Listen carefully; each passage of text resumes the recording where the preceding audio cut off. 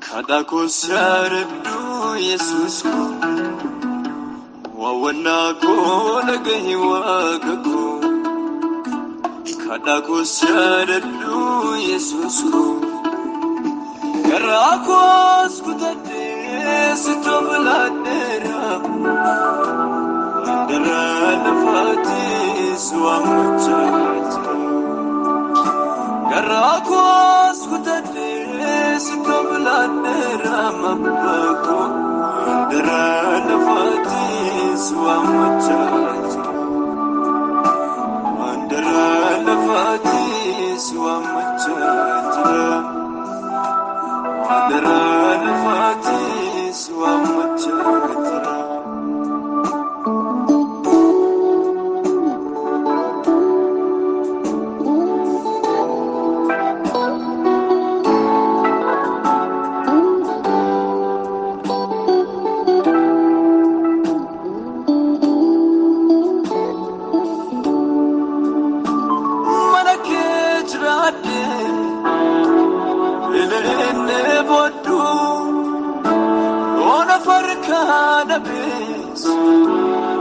Naman gafadu anakejrade ilene bodu ona farkana bes naman gafadu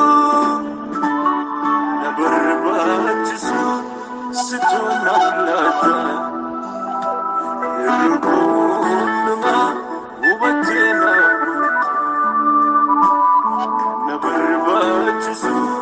Sitonalata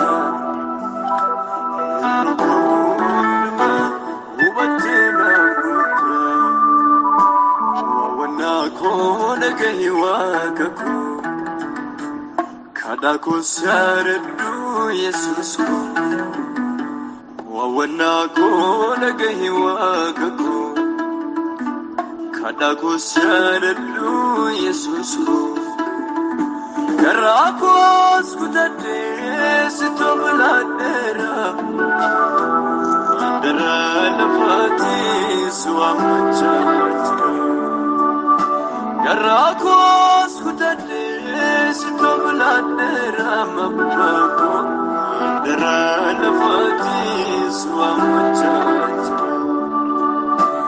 Andara nafati suamachat Andara nafati suamachat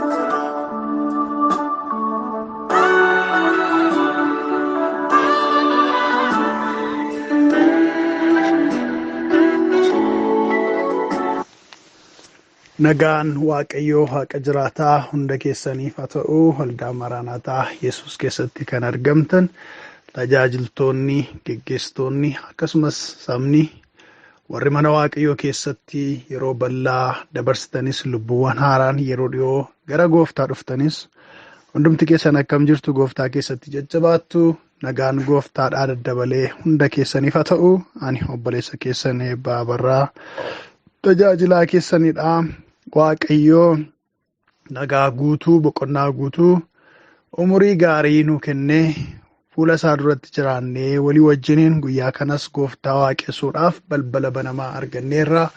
Kanaaf Waaqayyoo keenyatti guddaa gammannaa inni nu jiraachisee Gooftaan bara baraan haa kabajamu. Faarfannaa obboleessa keenya Eliyaas Gabulaa Waaqayyoon Gooftaa haala kam keessatti iyyuu olaantummaa isaa mul'isuudhaan isa waammachuu isatti of kennanii isa waammachuu ergaa of keessaa qabuuni akka eebbifamtanii eegaltan abdiin qabaa. Waaqayyoon haa ulfaatu. Egaa Waaqayyoo keenya isa jiraataa eebbisaa arraa akkuma kanaan dura walii wajjin jalqabnee jirru barnoota maal ofirratti moosiftaa jedhu kutaa 6ffaa walii wajjiniin ilaallaa. Waaqayyootu nu barsiisaa jira.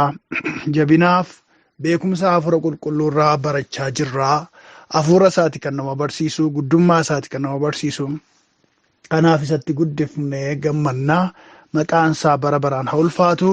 Egaa har'as akka inni nu barsiisuuf sagalee isaa isa jiraataadhaan gara keenya akka dhufuuf galaa guddaa akka nu galaasuuf Waaqayyoon walii wajjin kadhachaa itti fufnee barumsa keenya baranna.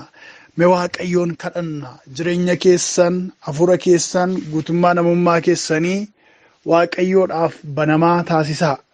Fuula isaa duratti qajeelummaadhaan, laphee dhugaadhaan dhiyaadhaa. Inni warra dhugaadhaan isa barbaaddataniif in argama. Warra dhugaadhaan gara isaa dhaqaniif in argama. Yaada isaas isaaniin hin dhossu. Kanaaf Waaqayyoon duratti jireenya keessan banaa taasisuudhaan itti dhiyaadhaa. Akkasitti itti dhiyaannee isa argachuu dandeenya waan ta'eef. Ameen. Bara hamma bara baraatti jabaa guddaa mootii kan taate Waaqayyo keenya, warri siin barbaadamnee siinis baatamnee guyyaa akkasii kana argannee galata siif qabnaa. Maqaa gooftaa keenya fayyisaa keenya Yesuus Kiristoosiin bara baraan galanniif kabajamuun oqubaan si duwwaadhaaf haa ta'u.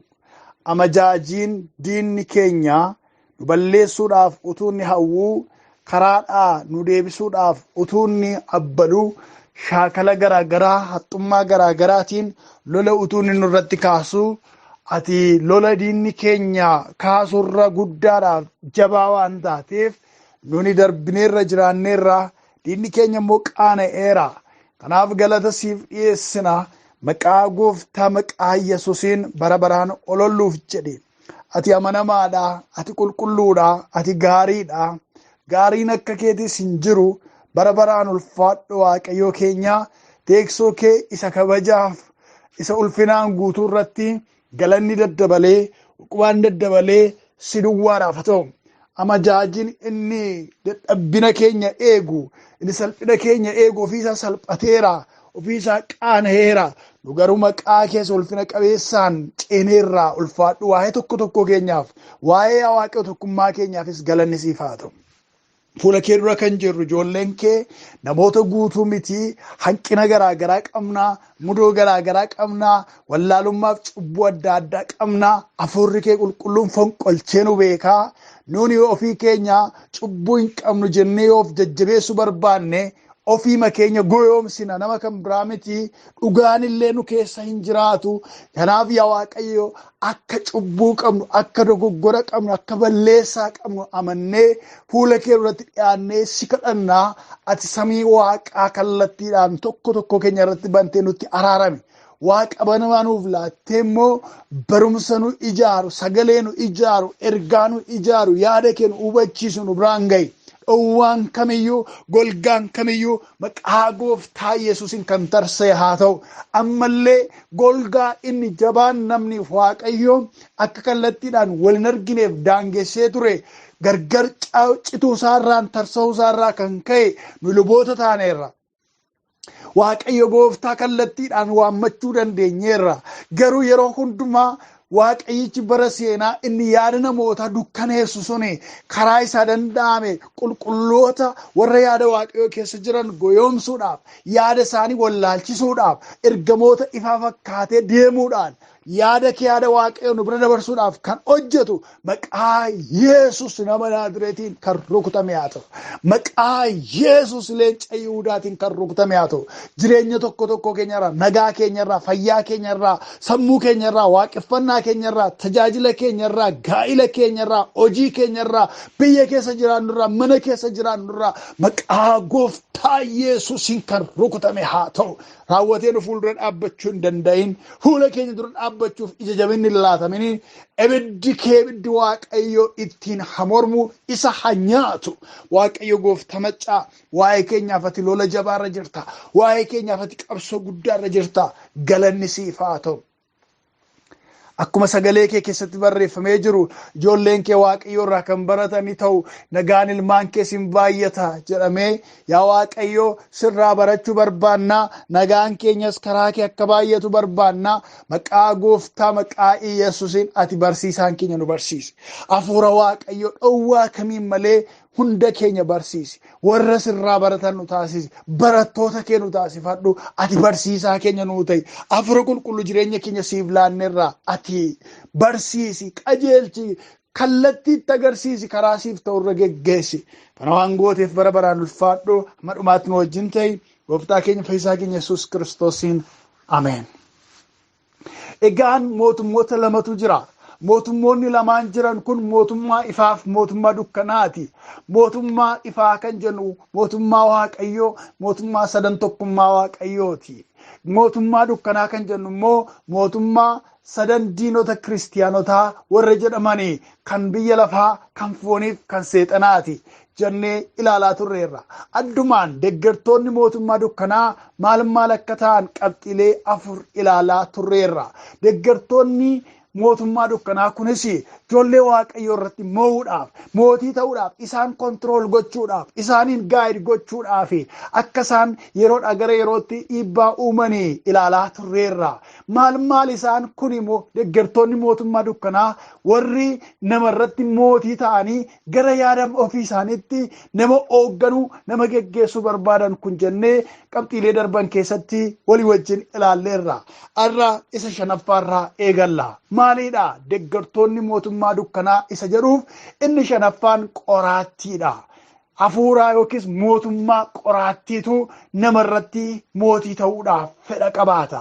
Yookiis karaa ittiin nama kontirool godhu, nama bulchu, karaa ittiin nama geggeessu barbaada jechuudha.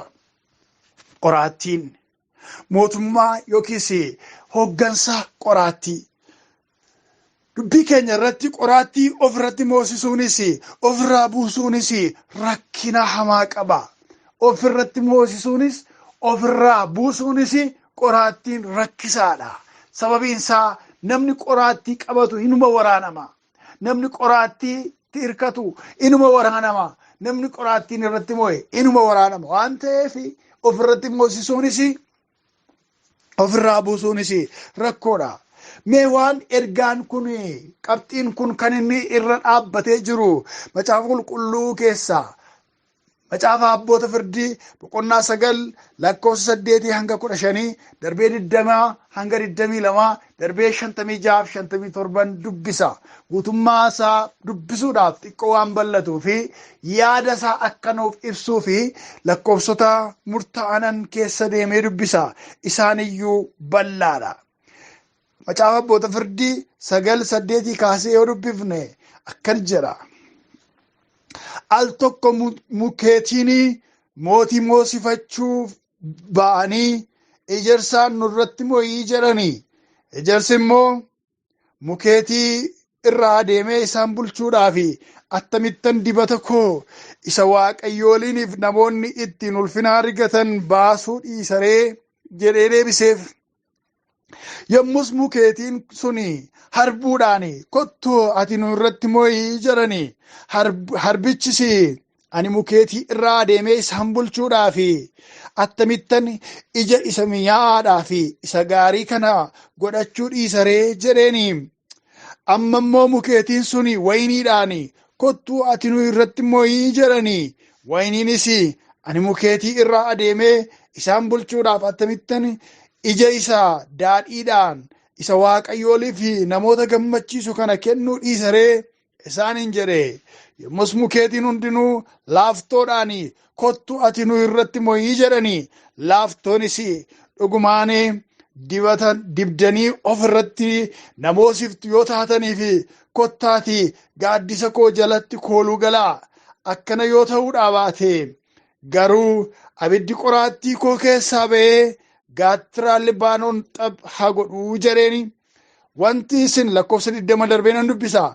Wanti isin gootan hamaadhaaf yoo ta'e garuu Abimelek biraa ibiddi ka'ee warra Sheekemii fi warra Beet Miiloo gubee hafixu. Akkasumas ibiddi warra Sheekemii fi warra Beet Miiloo biraa ka'ee Abimelekiin gubee hafixu jedhe. Yootaamis obboleessa isaa Abimelek duraa baqatee sokkee iddoo Be'eer jedhamu tokkotti galee hin taa'e. Abimelek Israa'el irratti waggaa 3 immoo lakkoofsa 57 darbee dubbisa. 56-57. Waaqayyo akka kanattiin yakka Abimelek isa inni obboleessa isaa 70 ajjeesuu isaatiin abbaa isaa yakkee ture sana mataa isaatti hin deebise. Wanta hamaa warri Sheekem hojjetan hundinuus Waaqayyo mataa isaaniitti hin deebise. Abaarsi Yootaam ilma Yerubbaal immoo isaan irra hin ga'ee. Ameen. Sagaleen kun guutummaa masaa macaafa abboota firdii boqonnaa 1:1 kaasee hanga 57tti teessanii yoo dubbifattan caalmaatti isiniif gala. Haa ta'uuti yaada isaa isiniifan ibsa. Yeroo tokko nama Abimelek jedhamutu dhufee mootummaa barbaade, hoogganuu barbaade, abbaa firdii ta'uu barbaade. Warra Israa'el kana keessaa qomoo isaa bira dhaqeetu nunoo abbaan koo ijoollee 70 qaba. Namoota 70 kanatti isin bulcha moo namni tokko yonnaa isin bulcha gaariidha filadhaa jedheetu yaada filannoo qabu sabatti dhiyeesse. Gaafa inni yaada kana dhiyeessu mucaan kun Abimelek kun aantii keenya, qomoo keenya, nama keenya, abaluu keenya walitti signaa nuyi balbala waliiti. Kanaaf yoonni nurratti mo'ee gaariidha jedhanii gara isaa goran. Gaafa namoonni isa deeggaruu argatu Abimelek obboloota isaa nama 70 sana kattaa wayii irratti geessee isaan gorree isaan ajjeese. Obbolaa isaa warra silaa isa wajjiniin abbaa isaanii Yerubba'aalii fi dhaaltota warra ta'an tarii immoo carraa mo'uu warri qabanii maal taane hin gorra'aman. Ijoollota 70 sana keessaa Yootaam inni jedhamu jalaa baqatee sokke. Gaafa inni jalaa miliqu tunni hin ajjeesiniin jalaa gaafa miliqu gaaf tokko iddoo biraa dhaabbatee lakkoofsa 8 irraa kaasee hamma lakkoofsa 15 darbee immoo lakkoofsota hamma lakkoofsa 20 hanga 22 akka jiru kanan isinii dubbise kana isaanitti lallabee dubbate. Sagalee isaa ol kaasee dubbate. Gaaf tokko mukeetiin mootii moosifanna jedhanii jedhee fakkeenyaan dubbate. Mootii moosifanna jennaanii warra silaa mootii ta'uu danda'an mukeetii gaggaarii sana bira dhaqanii nurratti moo'ii jedhanii jalqabarratti ejersa gaafatanii. Ejersaan nurratti moo'ii jedhanii ejersi fedhii dhabe. Ani hojii mataa koon qaba. Waan an hojjedhuun qaba, ga'een qaba. Ga'een koo Waaqayyooliif namoota gammachiisaa hin ta'u mootii jedhee isaan dide. Isa booddee immoo darbanii harbuu gaafatanii harbuunis isaan dide. Isa booddee waynii gaafatanii wayniinis ani isin irratti immoo daadhiin koo inni narraa hojjetamu Waaqayyooliif namoota gammachiisaa. Ani ga'een qaba. Yeroon namarra naanna'ee nama geggeessu mukeetii bulchu hin qabu. Ga'een koo naga'a. Iddoon koo naga'a. Poozishiniin koo naga'a. Bakki Waaqni naa kenne naga'a. Asis utaalee achis utaaluu hin danda'u jedhee harkatti didee. Booddee mukeetiin maal goonadhanii laaftoo bira dhaqaniidha. Laaftoon immoo qoraattii qaba. Laaftoon immoo nama waraana. Yonnaa harkaan qabatan nama waraana. Yonnaa itti hirkatan nama waraana. Yoo jala ta'an nama waraana. Gaafa laaftoo bira dhaqanii laaftoon hin gammade. Anaan narratti bu'u mootii anaan na godhachuu barbaaddanii jedhe. Yoo akkas ta'e kottaa gaaddisa koo jala taa'aa jedhe. Kottaa na jala taa'aa mukeetiin hundumtu jedhe. Yoo diddan immoo jedhe ibiddi laaftoo kana keessaa bahee baala koo keessaa bahee isinaafitu ittiin jedhe. Ilaalaa harkumaan dhaqanii qoraattiidhaan laaftoodhaan ofirratti nurratti moo ittiin jennaan yonnaa dhiisanis abiddatu keessaa bahee isaan guba. Yoo ofirratti moo isan immoo gaaddisa isaa jala taa'u karaa lachuu yoo rakkatan jarreen. Kana booddee akkas jedhe waan isin yaaddan kun Abimelekiin ofirratti moosiftanii ijoollee abbaa isaatiif iccisiiftanii amma wanti isin gootan kun waan gaariif yoo ta'e waan hamaadhaaf yoo ta'e abiddi Abimelek keessaa bahee isin haa gubu. Yoo isin diddanis immoo abiddi isin keessaa bahee Abimelekiin haa gubu jedhee isaan abaaree sokkeera. Jarreen kun deemanii bakka ta'etti walitti galagalan. Abimelekis abaarsinni dabinni obbolaasaa irraa ittiin ga'e isarra ga'e. Sabichis hin badan lachuuyyuu abaarsa yoo ta'an isaan abaare kanaanii qabamaniidha. Firoota koo wantin waaqayyoon alatti gaaddisa jennee jala boqonnu, wantin waaqayyoon alatti na bulcha na hooggana jennu yeroo ilaallu baala lalisaa ta'uu danda'a, yeroo ilaallu haala gaarii ta'uu danda'a, yeroo ilaallu waan nama simatu waan namatti tolu nutti fakkaachuu danda'a. Garuu jala isaa qoraattiitu jira. Boqonnaadha jennee yeroo ilaallu gaaddisa gaarii nutti fakkaachuu danda'a. Jala isaa garuu comfortable taatanii isinitti tolee jala teessanii qabbaneeffachuu hin dandeessani. Laaftoo beektu yoo ta'e ani baadiyyaatti waan dhaladhee guddadhee fi laaftoo gaarii godheen beeka. Laaftooni baalli isaa xixiqqaa garuu akka nama rifeensa isaa bareechee filateetti wal qixxaatee kan taa'udha. Gaaddisa gaarii fakkaata. Naanna'ee akka manaatti ijaaramee kan diriiree taa'udha. Yookaan immoo akka nama koffiyaa mataarra godhateetti bal'atee kan diriiree taa'udha. Yeroo laaltanii bifni isaa magariisa, jalli isaa lallaafaadha. Mukeetii baay'een jalatti biqiluu hin danda'ani, aramaa baay'een jalatti hin biqilani. Sababiin isaa baalli isaa inni bara darbe harcee lafa sana guutee waan jiruuf jalli isaa suuta bareedee qulqullaa'ee lallaafa fakkaatee ta'a.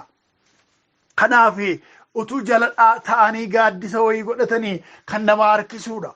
Garuu yoo jala isaa deemtan kophee miilla keessan irraan qabda yoo ta'e isin waraana, yoo hin teessu ta'e isin waraana. Baalli isaa qoraattii qaba, muki isaa dameensaa qoraattii qaba. Kanaaf laaftoon muka akkasiiti, qoraattii akkasiiti. Firoota koo wanti isin gaaddisa naa taatan waaqayyo kan keessan jirre, waaqayyo kan isin irratti akka mo'uuf hin ayyamne, kan isin immoo anaaf gaaddisa anaan na hoogganuu danda'a jettanii yaaddan kan biraan fedha waaqayyoon ala yoo jiraate qoraattii malee boqonnaan qabu. Gaaddisa fakkaatee jala lixxu malee isaati aara galfiin qabu.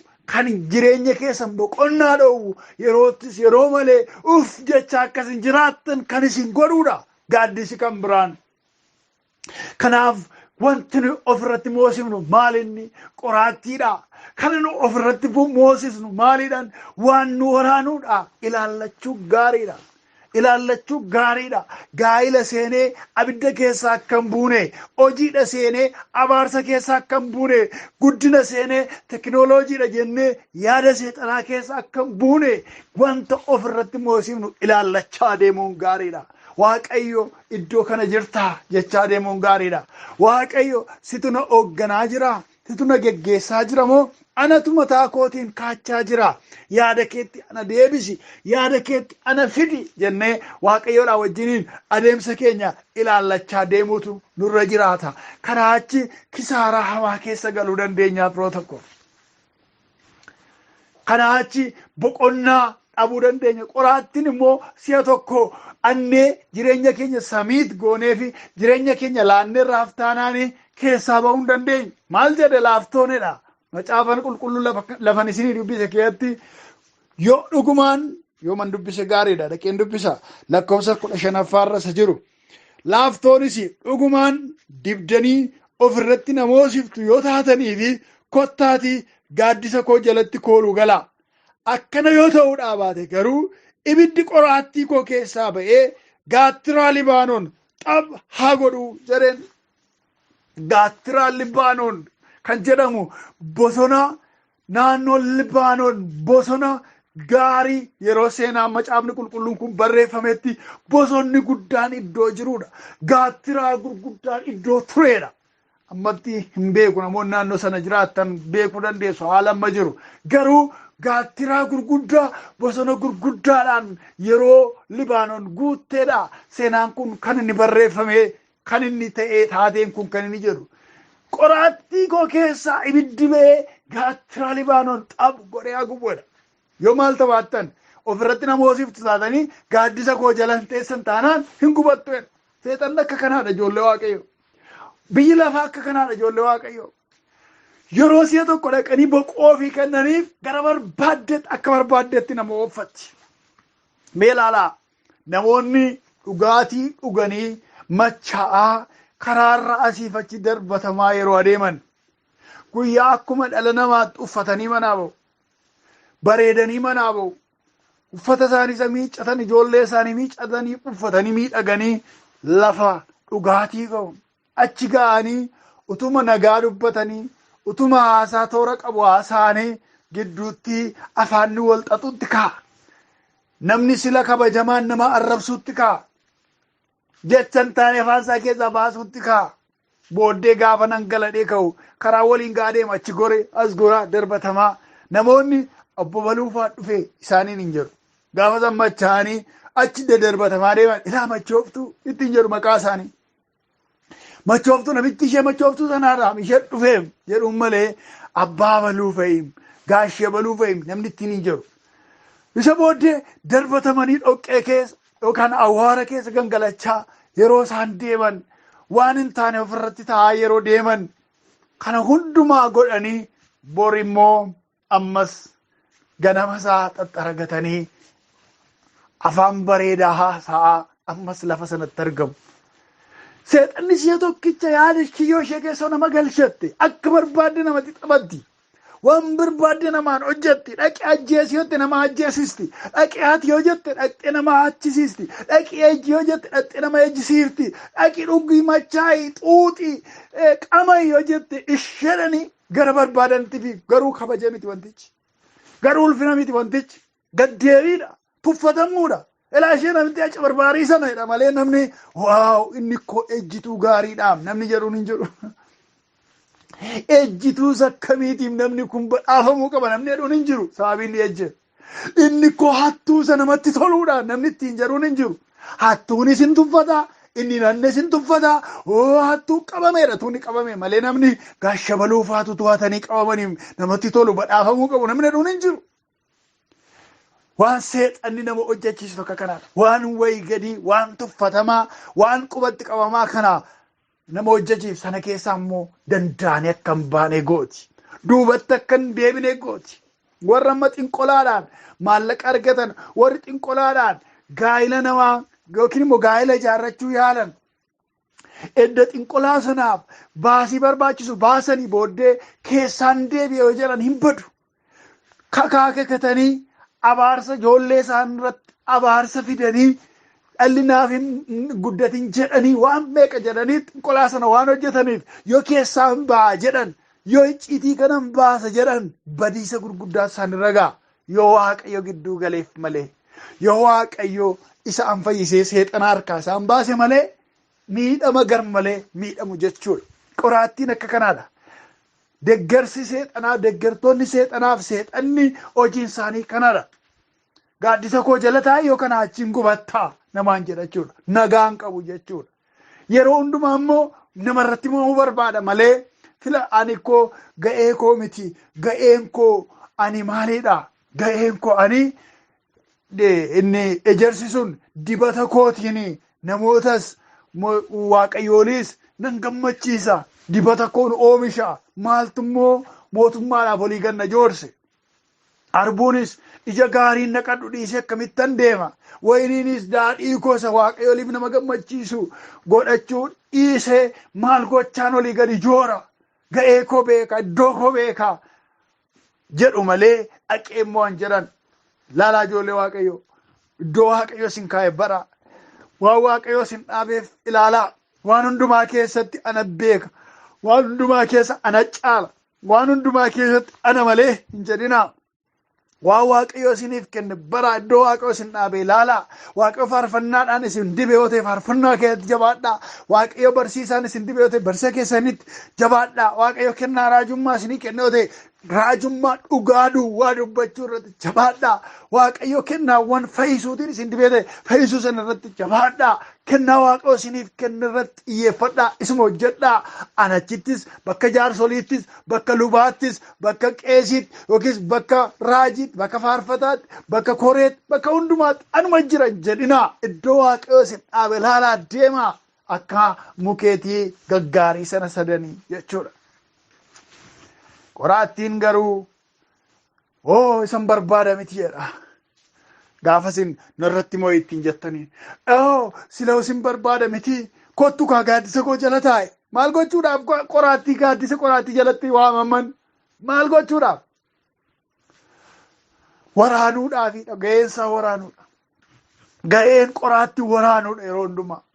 Malee isaatii gammachiisuu miti. Boqochiisuu miti. Aara galfachiisuu miti. Gaaddisa ta'uufii miti. Aduu hamaarraa dhowuu miti. Bokkaa hamaarraa ittisuu miti. Maal gochuuf? Waraanuudhaaf. Kaayyoonsa waraanuudha. Dhiigsuudha. Madeessuudha. Hojiin qoraattii kana waan ta'eef.